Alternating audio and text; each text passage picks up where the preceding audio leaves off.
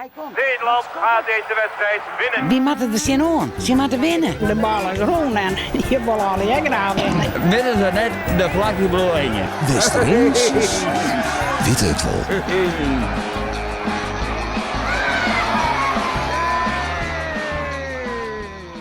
Hup Holland! Hey! Ja, we sjuggen weer even waarom. Dit keer op Nederland-Roemenië. 3-0. Wat is de eerste reactie, de dij de nij? Ja, Nederland had het knap niet aan jutter. En we hopen dat de eervolgende wedstrijd, en dat is zaterdag om Jochen. Dan moeten ze in Turkije en ik ga een blinde stand maken. En als het goed is, hoop ik dat Nederland wint met 2-1. Ja, ik vond het juist heel goed en ik hoop jij gaat het zo blijven. Want ja, verder dan, ja. Je mag het wel een beetje winnen, zou ik zeggen, maar daar hebben we er net zo vol aan. Nee, wat vonden we van de opstelling van Koeman? Dat was prima. Dat was beter dan de vorige keer. Ja, hij heeft alle prachtig mooi verdeeld. Het middenveld was prachtig. En dat ging als slietjager. Hey, hey, hey, wij worden kampioen. Hey, hey, hey. En wie de man of the match? De minnen. De man van de wedstrijd, dat is Simon. Ja. De paarden weer mondachtig. En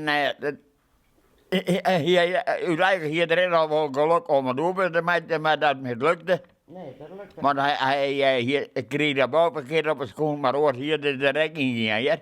Ja, Boukje, wie vond jou de man of the match? Ja, dat zegt Hendrik zei, die Simon die weer wel goed. En ja, die hadden we nek wel goed, maar ik vond Simon wel, ja, dat vond ik Ik wel. vond zo het algemeen alle keer goed. Ze vielen elkaar aan, ze hadden geen strubbelingen en geen gele kaarten. Nou, ik vond het geweldig. Maar geen specifieke man of the match? Nee, dat wil je best. En dan hebben we straks Turkije, Sneuntioen, om Jochen horen. Wat verwacht je ervan?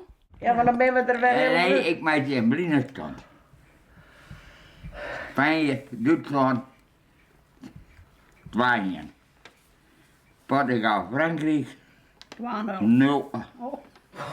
Hoe is dat Waar?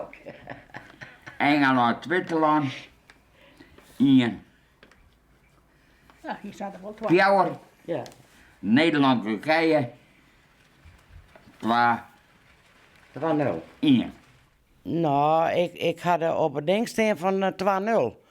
Maar ik denk dat ik er net 4 van mis ben. Maar Turkije net uitpoetsen, ja?